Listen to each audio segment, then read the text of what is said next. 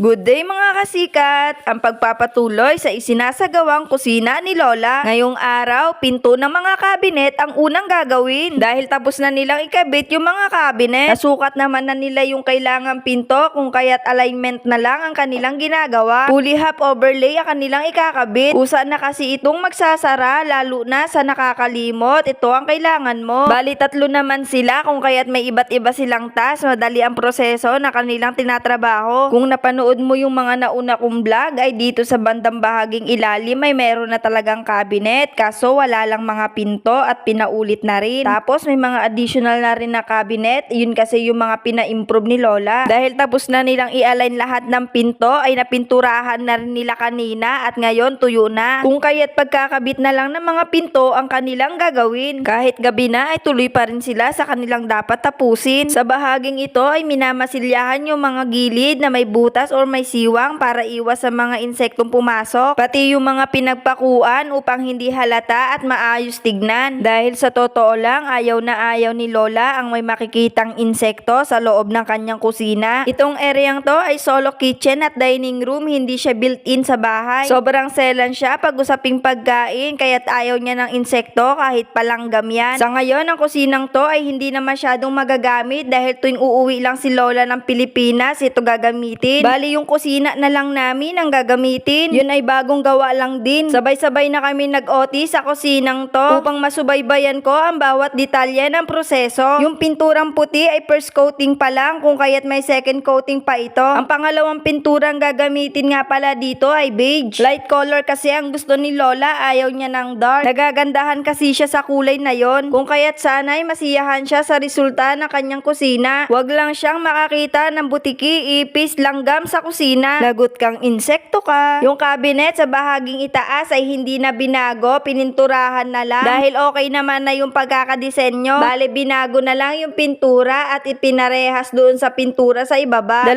dekada na ang itinagal ang cabinet na ito at matibay ang pagkakagawa. Wala pa rin kasi makikitang kahit anong anay. Iba talaga pag quality, mas tatagal at mapapakinabangan mo na mahabang panahon. Yan kasi ang madalas na sinasabi ni Lola, sa kahit anong bagay kailangan quality. Dahil kahit kaano pa kahalaga o kamahal ang isang bagay, basta't may quality, bibilihin niya yan. Dapat ganun ka rin para sa mamahalin mo, magtatagal din kayo. Sa bahaging ito ay malalim na ang gabi, hindi ko alam kung may balak pa bang matulog ang mga ito. Mukhang nag-e-enjoy naman sila sa ginagawa nila, damay-damay na to. Para bang wala nang bukas. Work na work talaga, akala mo 10 ang pamilya. Masipag lang talaga sila, determinadong matapos na agad yung kontrata. Nakikita ko